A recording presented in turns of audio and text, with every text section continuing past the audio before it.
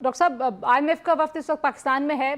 Policy level पे भी मुज़ाकरात होने हैं, टेक्निकल जो पॉइंट्स हैं उन पे मुज़ाकरात हो रहे हैं। पाकिस्तान ने गर्दिशी कर्जों में कुछ बेहतर परफॉर्म किया है, ज़राई टैक्स का जो मामला है वो वहीं पे लटका हुआ है। इस्लाहात को अगर देखें आप, तो आपको लगता है कि पाकिस्तान ने जो अपने परफॉर्मेंस का तरीक़ाकार है इस्लाहात की तरफ जाने के लिए, उसको कुछ तब्दील किया है?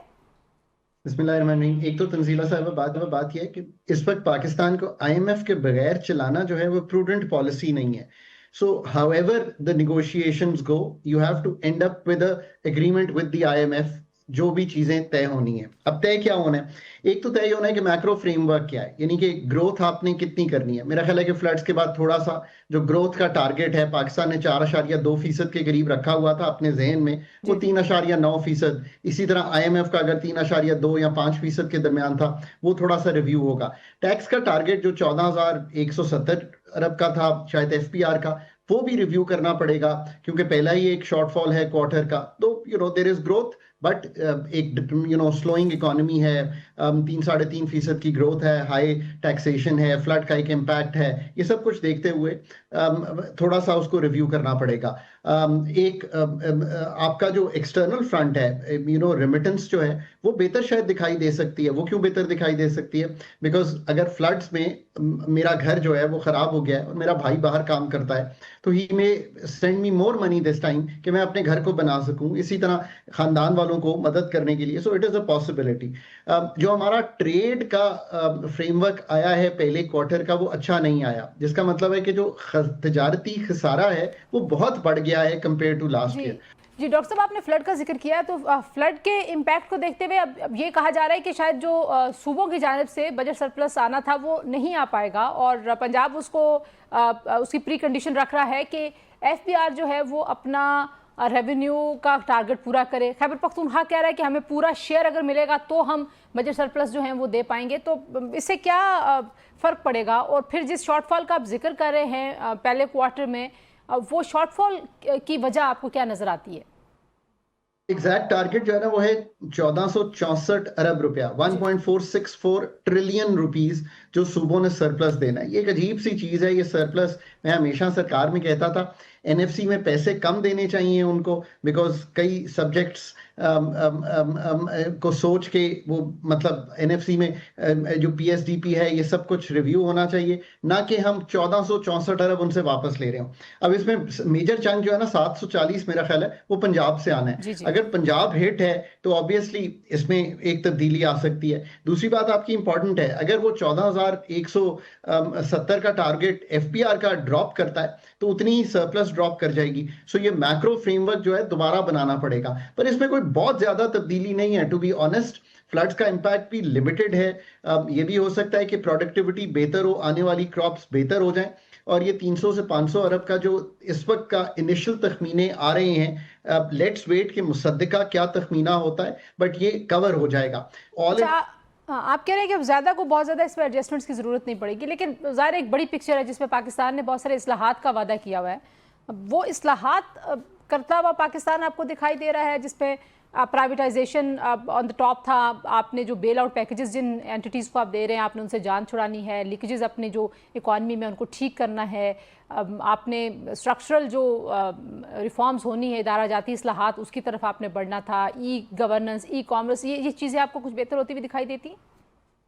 तो एक तो आप अगर ओवरऑल देखें तो मैक्रो फ्रेमवर्क हो गया, फिर आपने देखना है कि आपके जो बाकी एनर्जी सेक्टर है, इस्लाहात का अमल प्राइवेटाइजेशन का है, इस्लाहात का अमल गवर्नेंस का है, क्योंकि गवर्नेंस को भी उन्होंने रोपन किया हुआ है। एक गवर्नेंस की रिपोर्ट हमने छापनी थी पहले जुलाई में, फिर अगस्त में, वो अभी भी नहीं छपी। सो लेट्स होप कि हम उसको कैसे हैंडल करेंगे। वो स्ट्रक्चरल बेंचमार्क था एक्चुअली। सो स्ट्रक्चरल बेंचमार्क की प्रेसिडेंस होती है, अगर ना हो तो बोर्ड से उसकी वेवर लेनी पड़ती है जब भी बोर्ड में जाएगा पाकिस्तान का केस। इसी तरह प्राइवेटाइजेशन आई थिंक पीआईए की शायद अगस्त में कही हुई थी, अगर अगस्त में नहीं हुई तो उस पर भी बात करनी पड़ेगी। और क्या बातें हैं ऑन द प्राइवेटाइजेशन फ्रंट जो तय हुई थी, वो आगे कैसे चलेंगी। सो ये बात बिल्कुल आपकी दुरुस्त है। इसी तरह क्लाइमेट रेजिलियंस फैसिलिटी में जो तय हुआ था उस पर बातचीत करनी पड़ेगी। एनर्जी सेक्टर में भी गर्दिशी कर्जे को हैंडल करने के लिए एक फाइनेंसिंग जिसे आप कहेंगे फ्रेमवर्क बनाया गया, उसमें बैंकों से सस्ता बोरोइंग करके कुछ पेमेंट्स की गई हैं। सो उससे एक गर्दिशी कर्जा कम होता हुआ तो दिखाई देगा, पर पहले 6 माह जो हैं जो गुजरे हैं जून 2024 से end of December last year तक, जिसका डेटा अवेलेबल है, तब उसमें भी हमें ये पता चलता है कि सिर्फ डिस्कोज के जो नुकसानात हैं वो 285 बिलियन रुपीस हैं। तो अगर वो इतना ही हो तो 600 अरब का फिर नुकसान खड़ा होगा, तो उसको कैसे हैंडल करना है, उस पर बातचीत होगी।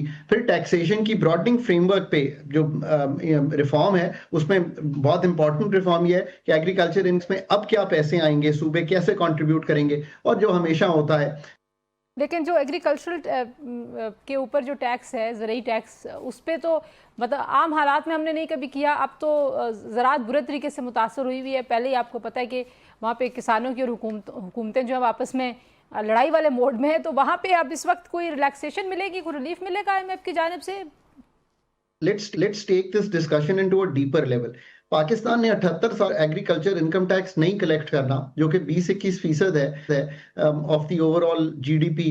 तो फिर ये पाकिस्तान का फैसला है, ये तो मेरा और आपका फैसला है। फिर उसके बाद आईएमएफ ने पुश किया, लेजिस्लेट करवाया चारों प्रोविंसेस को, फिर उसके रेट बने। अब एक आंगहानी सूरत हाल पैदा हुई and you had floods. So may be you can say कि सारी क्रॉप्स तो नहीं ना खराब हुई, जो आने वाली क्रॉप्स हैं, शुगर केन है, वीट है, जो रबी की क्रॉप्स हैं, वो तो आनी ही आनी है, तो कमाई तो वहां पे होनी ही होनी है।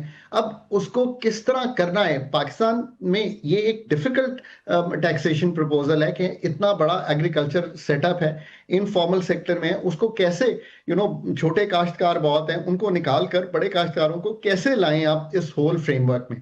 एंड पाकिस्तान अगर ये इजियर होता तो 78 साल से हम कर लेते, पर हम नहीं कर सके। सो ऑब्वियसली इसकी तरफ कैसे बढ़ना है, अच्छा, अब दूसरा प्रॉब्लम ये है कि सारी एक्सपर्टीज पड़ी है एफबीआर के पास। आप उसको अच्छा कहें या बुरा कहें, वही एक आपका जिसको कहते हैं ना कमाने वाला औलाद है, उसने आपकी 14,000 अरब रुपया कलेक्ट करना है। प्रोविंसेस चारों मिला के पिछले साल 978 अरब रुपया नहीं कलेक्ट कर सकी। उनके पास जीएसटी ऑन सर्विसेज है, एग्रीकल्चर इनकम टैक्स है, सारी प्रॉपर्टी की टैक्सेशन है, व्हीकल की टैक्सेशन है, ये सब मिला के उन्होंने 0.9% ऑफ जीडीपी नहीं कलेक्ट किया, और जिसको हम बहुत बुरा भला कहते हैं उसने 10% ऑफ जीडीपी कलेक्ट किया। So we have to realistically think. जी अच्छा, एक ज़रा IMF के कॉन्टेक्स्ट से और उसके अम्ब्रेला से हट के भी एक सवाल है। जो NFC में हम सूबों का और वफाक का शेयर आपस में रीनिगोशिएट करने की बात सुन रहे हैं, या उसको उस फार्मूला को रिकंसिडर करने की ज़रूरत कुछ लोग समझते हैं कि है। अब तो जाहिर है IMF जो है इस मामले को बड़े क्लोजली देख रही है। अगर कोई तब्दीली करेंगे तो IMF को ऑन बोर्ड लेना पड़ेगा, डॉक्टर साहब? तो जस्ट फॉर एवरीवनस इंफॉर्मेशन कि आईएमएफ तो इसको पहले ही देख चुका है। उन्होंने पाकिस्तान में एक नेशनल फिस्कल पैक्ट करवाया है। नेशनल फिस्कल पैक्ट का मतलब ये था कि प्रोविंसेस और जो वफाक है, जो फेडरल गवर्नमेंट है, वो कैसे आगे बढ़ेंगी अगर एनएफसी अभी रिव्यू नहीं हुआ, तो वो तो पहले ही इसको देख चुका है। दूसरी बात यह कि देखिए ना, 18वीं तरमीम के बाद सेहत, एजुकेशन, ज़कात, उशर, क्लाइमेट, फूड, ये सब किसके सब्जेक्ट्स हैं? ये सब नीचे डिवॉल्व हो चुके हैं। तो अगर ये सब नीचे डिवॉल्व हो चुके हैं तो इसका करंट अकाउंट में खर्चा, यानी कि जो जारी इखराजात का खर्चा है, वो कहीं 200 से 300 अरब रुपए है जो फेडरल गवर्नमेंट कर रही है, नहीं करना चाहिए। इसी तरह पीएसडीपी जो डेवलपमेंट बजट है, उसमें भी इनके खर्चे हैं, उसमें से भी निकलना चाहिए। सो ये सोच तो आईएमएफ कुछ कहे ना कहे, हमारा काम है करने वाला।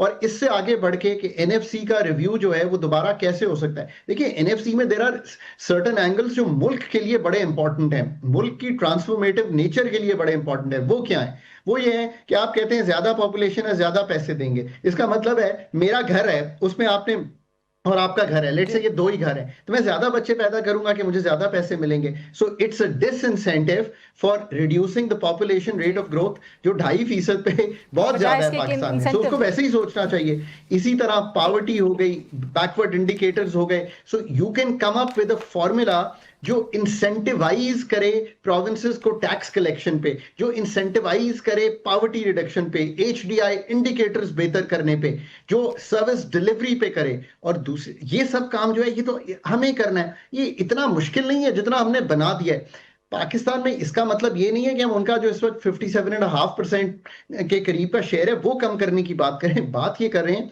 कि reincentivise the provinces to do better. Pakistan जो इकोनॉमिक गवर्नेंस है ना, उसको बेहतर करने की तरफ अब आना चाहिए। आखिरी बहुत ही important, I am going to take 30 seconds. जी जी जरूर। देखिए, you have a great story today. 10 मई के बाद जीत के आ रहे हैं इकोनॉमिक डिप्लोमेसी से। चाइना के साथ यू आर गुड, अमेरिका के साथ you are good, whole Middle East is by you. अब आईएमएफ के साथ एक स्टेबिलिटी भी में